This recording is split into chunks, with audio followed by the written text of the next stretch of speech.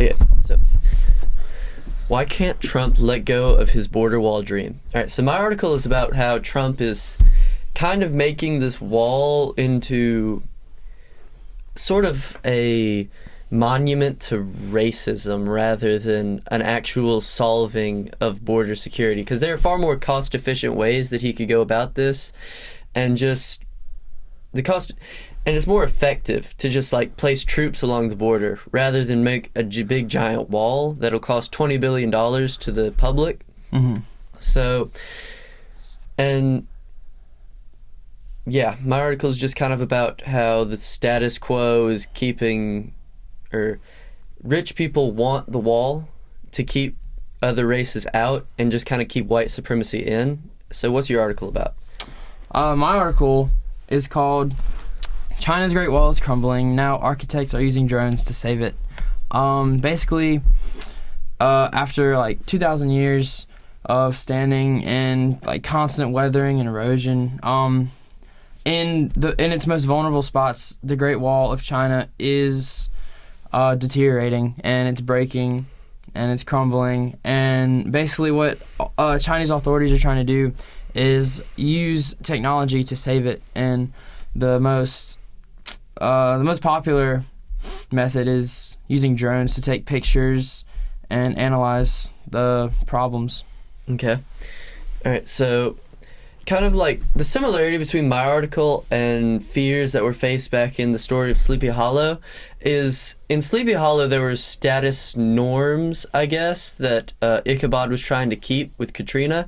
And when in a scene in the movie where his dad, or Katrina's dad, sat Ichabod down to ask him how he would treat Katrina if they were to be married, if he would like let her follow her dreams and move up northeast or something, or if he would keep her on the farm and like have children with her and stuff. Ichabod kind of like, he was scared to say that he would allow her to follow her dreams because he was afraid that that would keep him from getting Katrina Van Tassel's father's favor in the marriage and all that. So he kind of just went along with it and said, no, I'll make sure she stays here, I won't let her leave and all that, when in reality it would have helped him had he gone with her to realize her dreams and all that. So I guess what I'm trying to put out here is that there's status norms that people are too afraid to go against, and putting the wall there is a way that rich people are trying to keep the status norm, I guess, because they're trying to keep other people out so that they can keep the status of white America, because a bunch of the richer people just find immigrants and all that, they're trying to use statistics saying that they cause higher crime rates and all that when they really don't. And it's actually native-born Americans that consist of more crime than anything immigrants will do. So, what is your article saying? My article is really just like talking about well, actually, okay, I just want to make sure we're on the same page. So you're saying like yeah, like sort of what would have helped Ichabod if he went like if he moved more towards like progression. Mm-hmm. And so you're saying that instead of using the wall to like figure out a more progressive like method, is that kind of... Yeah. Well, I guess to explain it a little more in depth, I'm trying to say that if Ichabod had gone against his status norm, it would have helped him. But people are often too afraid to do that, such as how, here's the quote, it says, in my article, it says, studies after the election found that many Trump supporters did not have economic anxiety, as some in media had previously reported. Rather, they were concerned about a loss of status, more accurately, white anxiety over changing demographics. So what that's kind of trying to say is, in the past, America was majoritarily white, and the rich and powerful are kind of scared of that changing. They liked America the way it was. Yeah, like the fear of the majority becoming the minority. Yeah. Okay. Yeah. Yeah, I got you. Yeah. I got you. So, pretty much, the thing behind the Great Wall is it's pretty similar, in my opinion, to this wall that the president is trying to build. Just with sort of the controversy around it, like there are people buried under the wall, like under this Great Wall, because people like died making it, and it was used for pretty much the same purpose. I guess invaders more so than immigrants, Yeah. but still, like, it was made to keep people out. Mm-hmm.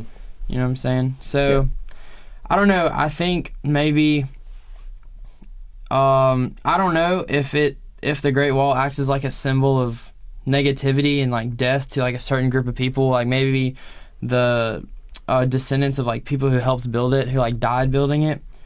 I don't know, but I feel like there is most likely some pushback on if they should fix this wall or not.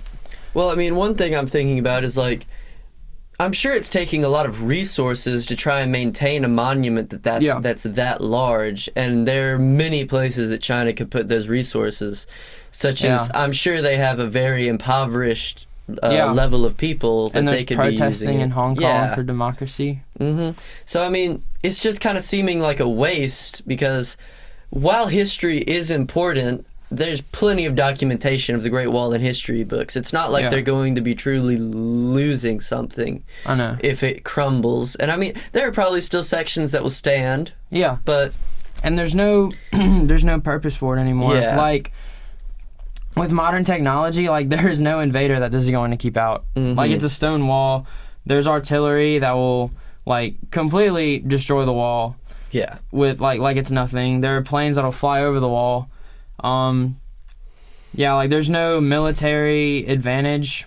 It's not there anymore. It used to have military advantage, but they don't have it anymore.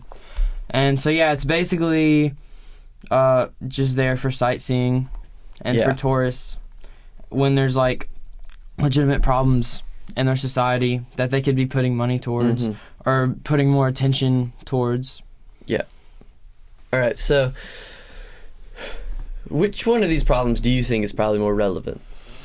Oh, man.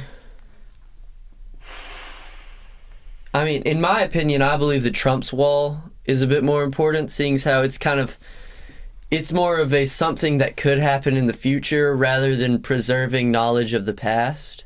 Yeah. So I do believe that holding on to the architecture and the memory of the Great Wall of China is important. Mm-hmm. I don't think it's as important as the future of global powers like immigration policies and border control and such. I just believe that while preserving the past is important, that making the right decision for the future is more so. Yeah, I mean, this issue with the wall between the U.S. and Mexico, like, not only is it the present, like, it's happening now, but it is affecting us as American citizens. Mm-hmm. So I do agree with you that I think the issue of America's wall is a little more relevant. Yeah. I mean, especially, at least to us, it is. As Americans. Yeah, as Americans, it is, in my opinion, more relevant. Mm-hmm. And who wrote your article, by the way? My article was written by Peter Hawley from the Washington Post. All right, and my article was written by Dean Obeidallah from CNN, and I mean, those are both pretty credible sources, I guess. Yes, two well-known... I mean, CNN might be kind of biased, but I mean... Yeah. At least it's credible. It is credible. They aren't making things up. Yeah.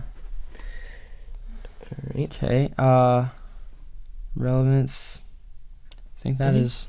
I believe that's pretty much it. all the time we have Uh-huh. today. Thank you for joining us.